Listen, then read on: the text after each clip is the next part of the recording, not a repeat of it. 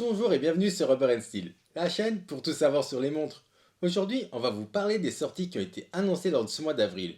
Et comme chaque mois, il y a eu beaucoup trop de nouveautés pour pouvoir toutes les mettre dans une seule vidéo. On a donc dû faire un choix et on a décidé de vous parler des montres qui nous ont le plus marqué, que ce soit en positif comme en négatif. Ceci étant dit, nous allons pouvoir rentrer au cœur de l'horlogerie.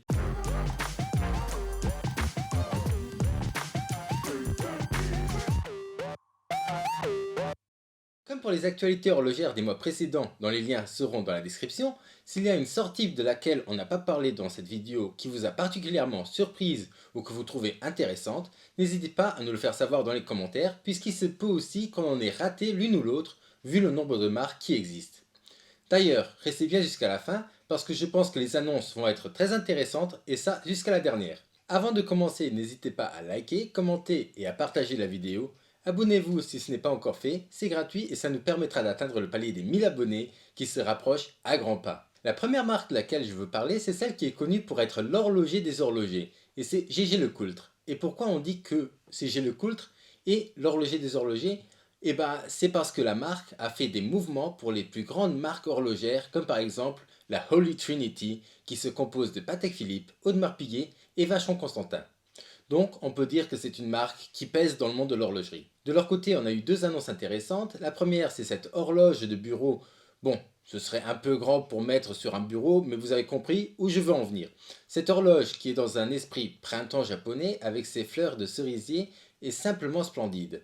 Montre squelette avec phase de lune et heures et minutes décentrées. C'est un réel spectacle pour les yeux. Pour donner un petit aperçu du travail qui se trouve derrière une horloge comme celle-ci, l'émaillage à lui seul a duré plus de 200 heures. La deuxième nouveauté de chez JLC, c'est la nouvelle Master Control Memovox Timer Or Rose, qui est magnifique à mes yeux, 40 mm de diamètre pour 12,39 d'épaisseur.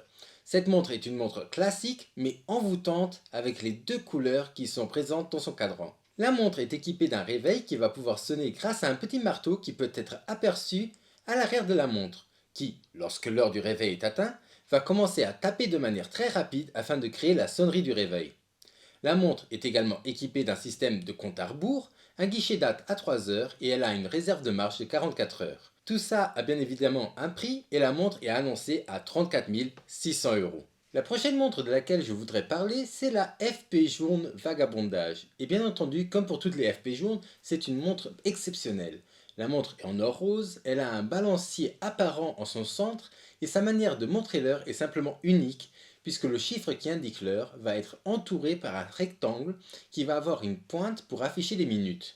Et donc, c'est ce disque des heures qui va bouger ensemble avec ce rectangle jusqu'à ce qu'on arrive à la 55e minute. Et à ce moment-là, le disque des heures arrête de bouger et le rectangle, pendant ces 5 dernières minutes, va continuer son chemin pour aller encercler le prochain chiffre qui l'attend. On en a fini avec les montres hors de prix, tout en restant quand même sur des montres qui sont assez chères. Et on va passer à la nouvelle Longines Elegant Collection, qu'il publicite comme étant une montre femme alors que je ne suis pas du tout d'accord, car pour moi c'est clairement une montre unisexe. Avec ses 39 mm de diamètre pour 9,75 d'épaisseur, c'est une montre qui va pouvoir aller à un grand nombre de poignées. En plus, avec cette couleur de bracelet beige et cadran blanc, c'est un beau combo de couleurs qui va à tout le monde, peu importe le sexe. Cette montre vient avec un mouvement automatique qui lui confère 72 heures de réserve de marche, possède une fonction date à 3 heures et une petite seconde à 6 heures. C'est une montre qui fait un peu penser au design minimaliste de chez Nomos, sans avoir à payer 2 ou 3 fois le prix. Et en plus, tout le monde sait que la qualité Longines n'est pas à remettre en question.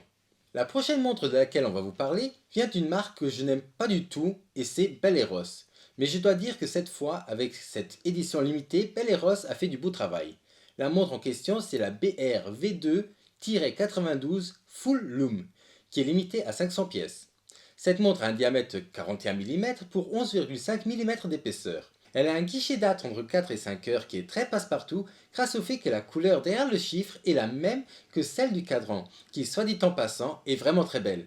Cette montre est résistante à 100 mètres de profondeur et comme son nom l'indique, elle est entièrement luminescente. D'ailleurs, cette montre est équipée d'un mouvement automatique et tout ça pour la somme non négligeable de 3600 euros. Pour finir, nous allons parler de deux montres dont le prix va être un peu plus raisonnable. La première des deux, c'est la Baume & Mercier Classima 10 69 5, qui malgré que ce soit une montre assez classique, donne quand même un look décontracté grâce à sa teinte de vert kaki sur le cadran qui va parfaitement avec son bracelet, qui est de la même couleur. Cette montre a un diamètre de 42 mm pour 8,93 d'épaisseur. Elle vient avec un mouvement automatique qui lui offre 38 heures de réserve de marche, ce qui n'est pas fameux quand on sait qu'elle coûte quand même 1 800 €. La dernière nouveauté, c'est à nouveau du côté de la France que ça se passe, et c'est la marque Lip qui vient de sortir une nouvelle Rallye 42 mm chrono auto. Donc, comme son nom l'indique, elle a un diamètre de 42 mm, et ce qui saute aux yeux dans cette montre, c'est sa belle couleur de cadran, qui est dans les tons turquoise qui se marie très bien avec le blanc des sous-cadrans et du contour du cadran.